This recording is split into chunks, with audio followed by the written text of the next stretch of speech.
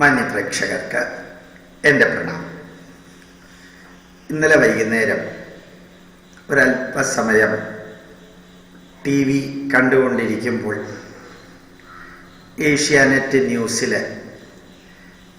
വളരെ രസകരമായിട്ടുള്ള ഒരു 2 മിനിറ്റ് ക്ലിപ്പിംഗ് കണ്ടു. അത് നമുക്ക് എല്ലാവർക്കും പ്രയോജനപ്പെടുന്ന നല്ല ഒരു ഉപദേശമായിരുന്നു. ഒരു ഡോക്ടറുടെ രൂപത്തിൽ കാർട്ടൂൺ വരച്ച് കാരിക്കേച്ചർ വരച്ച ഒരാൾ വരുന്ന മൈഗ്രെയിൻ അഥവാ തലവേദന അതിനെക്കുറിച്ച് അദ്ദേഹം വിവരിക്കുന്നു. വളരെ ശ്രദ്ധേയമായിട്ടുള്ള വാക്കുകൾ, വരികൾ വളരെ വ്യക്തമായിട്ടാണ് അദ്ദേഹം പറഞ്ഞത്. ആ രൂപം ഒരു വ്യക്തിയല്ല, നല്ല രീതിയിൽ പഠിച്ച് എഴുതി തയ്യാറാക്കിയ ആ വിഷയം ആരോ വായിച്ചത് ഒരു അനിമേഷനിലൂടെ ഒരു ഡോക്ടർ വന്ന് വിവരിക്കുന്നതായിട്ട് വളരെ വളരെ നല്ലത് എന്ന് ഞാൻ പറയാൻ കാരണം അദ്ദേഹത്തിൻ്റെ ആ സബ്ജക്റ്റ് അത് മൈഗ്രെയിനും ഭക്ഷണ പദാർത്ഥങ്ങളും എന്നുള്ളതായിരുന്നു. അദ്ദേഹം പറഞ്ഞൊരു ലിസ്റ്റ് ഭക്ഷണമുണ്ട്.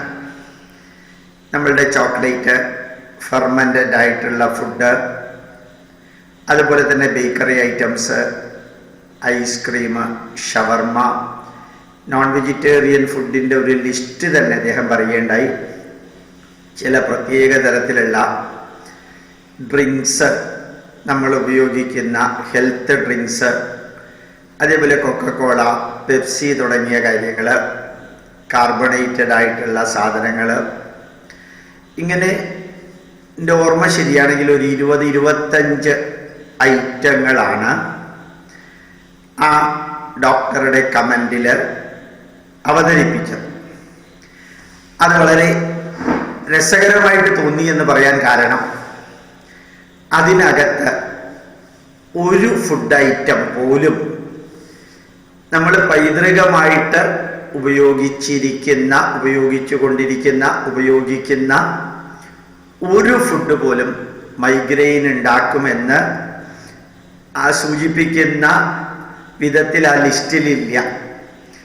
നമ്മൾ എത്രയോ അധികം ഭക്ഷണ പദാർത്ഥങ്ങൾ കഴിക്കുന്നുണ്ട്. സാമ്പാർ, ഓലൻ, എലിശ്ശേരി, പുളിശ്ശേരി തുടങ്ങിയ അനവധി കറികൾ, അനവധി തരത്തിലുള്ള ഭക്ഷ്യ വിഭവങ്ങൾ, ദോശ, ഇഡ്ഡലി, ചപ്പാത്തി, പൂരി, അതേപോലെയുള്ള ഈ കാര്യങ്ങൾ കഴിക്കുന്നുണ്ട്. അതിൽ ഒരെണ്ണം പോലും, ഉഴുന്നുവട കഴിക്കുന്നുണ്ട്, പരിപ്പുവട കഴിക്കുന്നുണ്ട്, ഇതിനകത്തുള്ള ഒരെണ്ണം പോലും മൈഗ്രെയിൻ ഉണ്ടാകാൻ കാരണമാകുമെന്നോ ഉണ്ടാകുന്ന മൈഗ്രെയിൻ്റെ ഇൻറ്റൻസിറ്റി കൂടാൻ കാരണമാകുമെന്നോ പറഞ്ഞിട്ടില്ല. അപ്പോൾ വളരെ അർത്ഥശങ്കക്കിടമില്ലാത്ത വിധത്തിൽ ഉണ്ടാക്കിയ ലിസ്റ്റ് മെഡിക്കൽ സയൻസിൻ്റേതായിട്ട് ഏഷ്യാനെറ്റ് ന്യൂസ് കാണിക്കുന്നതിനിടയ്ക്ക് ഒരു സന്ദേശം എന്ന രീതിയിൽ കൊടുത്തത് നമ്മൾ ജീവിതത്തിൽ പകർത്തുകയാണെങ്കിൽ അദ്ദേഹം പറഞ്ഞ, ഞാൻ നേരത്തെ പറഞ്ഞ ബേക്കറി ഐറ്റംസ് എല്ലാം അദ്ദേഹം എടുത്തെടുത്ത് പറയുകയുണ്ടായി. ചോക്ലേറ്റ് ഐറ്റംസ്, ഫെർമെൻറ്റഡ് പ്രോഡക്ട്സ്, അതേപോലെയുള്ള നോൺ വെജിറ്റേറിയൻ ഐറ്റങ്ങളിൽ കുറേ ടൈപ്പ്, ഇതെല്ലാം നമ്മുടെ കേരളീയ ജീവിതത്തിൽ വളരെ പണ്ടില്ലാതിരുന്നതും ഒരു 10, 20, 30, 40 വർഷങ്ങൾക്കുള്ളിൽ വന്നതും അതിനെ ആശ്രയിക്കുന്നതിൻ്റെ ലെവല് നിരന്തരം കൂടിക്കൊണ്ടിരിക്കുന്നതുമായിട്ടുള്ള ഒരു കാലഘട്ടത്തിലാണ് അങ്ങനെയുള്ള പുതിയ ഫുഡ് ഐറ്റങ്ങൾ, ഡ്രിങ്ക്സ് ഐറ്റങ്ങൾ നമുക്ക് തലവേദന ഉണ്ടാക്കാനും അതേപോലെ പ്രശ്നങ്ങൾ ഉണ്ടാക്കാനും കാരണമാകുന്നു എന്ന് അദ്ദേഹം അറിയിച്ചത്. അപ്പോൾ വളരെ വ്യക്തമായ ഭാഷയിൽ യേശുദാസ് പാട്ടിൽ പാടിയതുപോലെ, അറിയാതെ നീ അല്ലെങ്കിൽ അറിഞ്ഞ നീ ആദിയിലേക്ക് ഒഴുകിയാൽ, അറിയാതെ അറിഞ്ഞ് ആദിയിലേക്ക് ഒഴുകുകയാണെങ്കിൽ ഇന്ന് നമ്മൾ അനുഭവപ്പെടുന്ന കുറേ അധികം പ്രശ്നങ്ങൾ ഇല്ലാതെയാക്കാൻ സാധിക്കും. യഥാർത്ഥത്തിൽ ദൈവത്തിൻ്റെ സ്വന്തം നാട് എന്ന കേരളത്തിൽ ജീവിക്കുന്ന നമ്മൾ, അല്ലെങ്കിൽ ഏതാണ്ട് സുഖസമൃദ്ധമായിട്ടുള്ള രീതിയിൽ ജീവിക്കുന്ന നമ്മൾ, ഒരു മനുഷ്യനുണ്ടാവാൻ സാധ്യതയുള്ള ദുഃഖങ്ങളിൽ 3 തരത്തിലുള്ള ദുഃഖം. 1 ദാരിദ്ര്യ ദുഃഖം, 2 പുത്രദുഃഖം, 3 രോഗത്തിൻ്റെ ദുഃഖം. ദാരിദ്ര്യം കൊണ്ട് അന്നന്ന് ഭക്ഷണം കഴിക്കാനില്ലാതെ പല വീടുകൾ തെണ്ടേണ്ടി വരുന്ന ഒരവസ്ഥ, ദാരിദ്ര്യ ദുഃഖം. 2ാമത്തേത് മക്കളില്ല എന്നുള്ള ദുഃഖം. 3ാമത്തേത് രോഗത്തിൻ്റെ ദുഃഖം. ഈ ആദ്യത്തേത് നമ്മൾ ദാരിദ്ര്യം ഉള്ള വീട്ടിൽ ജനിച്ചു എന്നുള്ളത് അപരാധമല്ല, ദരിദ്രരായി തുടരുന്നു എന്നുള്ളത് ഒരു അപരാധമാണെന്ന് സ്വാമി വിവേകാനന്ദൻ പറഞ്ഞു. അങ്ങനെ പറയാനുണ്ടായ കാരണമുണ്ട്. നമ്മളെവിടെ ജനിക്കണമെന്ന് തീരുമാനിക്കാൻ നമുക്ക് സ്വാതന്ത്ര്യമില്ല. പക്ഷെ ജനിച്ച് വളരുന്നതിനനുസരിച്ച് നിരന്തരം ഒരു കർമ്മമണ്ഡലത്തിലെ കർമ്മയോഗിയെ പോലെ ജോലിയെടുക്കാൻ തയ്യാറാണെങ്കിൽ ഇന്ന് ജോലിയുണ്ട്. അപ്പൊ ദരിദ്രരായി തുടരുന്നു എന്നുള്ളത് ഒരു തെറ്റും കുറ്റവും കുറവുമാണ്. അപ്പൊ ദാരിദ്ര്യ ദുഃഖം ഇല്ലാതെയാക്കാനുള്ള വഴിയുണ്ട്.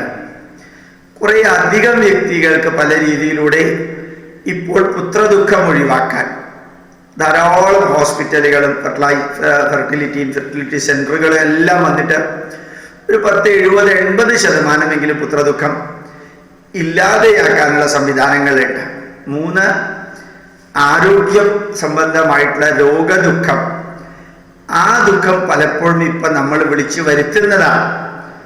ഈ ബ്ലഡ് പ്രഷർ ആണെങ്കിലും ക്യാൻസർ ആണെങ്കിലും ഒരു പരിധി വരെ ഡയബറ്റിക്സും മൈഗ്രെയിൻ പോലെയുള്ളതെല്ലാം നമ്മളുടെ ജീവിത ശൈലിയിലുണ്ടായ അസാധാരണ മാറ്റവും ഏത് ചെറിയ രോഗത്തിനും ഡോക്ടറുടെ അടുത്തേക്ക് പോവുക എന്ന ദുശീലവും, ഡോക്ടറുടെ അടുത്തേക്ക് പോയിട്ട് അദ്ദേഹം പറയുന്നതെല്ലാം റീഇംബേഴ്സ്മെന്റ് കിട്ടുമെന്നുള്ള ആശ്വാസവും, 10 പൈസ ചെലവാക്കാതെ ഇൻഷുറൻസ് കമ്പനിയിൽ നിന്ന് ലഭിക്കുന്നത് പരമാവധി ഉപയോഗിക്കണമെങ്കിൽ പരമാവധി പ്രാവശ്യം ആശുപത്രിയിലേക്ക് പോകണമെന്നുള്ള ആ ഉൾവിളിയുമെല്ലാമാണ് യഥാർത്ഥത്തിൽ നമ്മളെ രോഗത്തിൽ നിന്ന് കൂടുതൽ കാഠിന്യമുള്ള രോഗത്തിലേക്ക് കൊണ്ടുപോകുന്നത് എന്നുകൂടി ഓർമ്മിക്കാൻ നമുക്ക് സാധിക്കണം. കാരണം ശരീരത്തിൻ്റെ പ്രതിരോധ ശക്തി വർദ്ധിപ്പിക്കുന്നതിന് പകരം രോഗത്തെ തടയാനുള്ള ശരീരത്തിൻ്റെ കഴിവിന് കൂടുതൽ ആരോഗ്യം പകരുന്നതിന് പകരം പുറത്തു നിന്ന് വന്ന കുറേ കെമിക്കൽസ് അകത്തെടുത്ത് രോഗത്തെ ഇല്ലാതെയാക്കാൻ സാധിക്കുമെന്നും, ആ കെമിക്കൽ ഉണ്ടാക്കുന്ന വിഷാംശം, ആ വിഷാംശത്തിൽ നിന്ന് ലഭിക്കുന്ന അനാരോഗ്യം, ആ പ്രശ്നങ്ങൾ നമുക്ക് പരിഹരിക്കാൻ സാധിക്കുന്ന മാനസികാവസ്ഥയിലേക്ക് നീങ്ങുകയാണെങ്കിലും പിന്നെ നമ്മളുടെ പൈതൃക ഭക്ഷണങ്ങൾ അതിലേക്ക് നമ്മൾ തിരിച്ചു വരികയും ചെയ്യുകയാണെങ്കിൽ കുറേയധികം ഈ ദൈവത്തിൻ്റെ സ്വന്തം നാട്ടിൽ നമ്മളുടെ ധന്യമായിട്ടുള്ള ഒരു കുടുംബത്തിൽ ഇന്ന് വലിയ സാമ്പത്തിക ബുദ്ധിമുട്ടൊന്നുമില്ല, കറൻസിക്ക് ബുദ്ധിമുട്ടുണ്ടെങ്കിൽ സാമ്പത്തിക ബുദ്ധിമുട്ടൊന്നുമില്ല. അങ്ങനെ ജീവിക്കുന്ന നമുക്ക് കുറെ കൂടി ധന്യമായിട്ട് ജീവിക്കാൻ സാധിക്കുമെന്ന് മൈഗ്രെയിനെ കുറിച്ച് ഏഷ്യാനെറ്റ് ന്യൂസിൽ വന്ന ഒരു 5 മിനിറ്റിലെ സന്ദേശം ഞാൻ നിങ്ങളുടെ മുമ്പിൽ സമർപ്പിക്കാൻ കാരണം, ഭാരതീയ പൈതൃകവുമായി ബന്ധപ്പെട്ട ജീവിതചര്യകളിലേക്ക് ജനങ്ങളെ ആകർഷിച്ചു കൊണ്ടിരിക്കുന്ന ഒരു കാലഘട്ടത്തിൽ ധന്യമായിട്ട് കൂടുതൽ കാര്യങ്ങൾ നമ്മൾ പകർത്താൻ ശ്രമിച്ചാൽ ആധുനിക കാലഘട്ടത്തിലെ നന്മകൾ നിലനിർത്തിക്കൊണ്ട് തന്നെ പുരാതന കാലഘട്ടത്തിലെ നന്മകൾ അതിനോടൊപ്പം ചേർത്ത് തന്നെ ആധുനികവും പുരാതനവുമായ കാലഘട്ടത്തിൽ ഉണ്ടായിരുന്ന തിന്മകളെ ഒഴിവാക്കി കുറെ കൂടി ധന്യമായി ജീവിക്കാൻ നമുക്ക് സാധിക്കുമെന്ന് ഓർമ്മിക്കാൻ സാധിക്കട്ടെ. പ്രണാമം, നമസ്കാരം.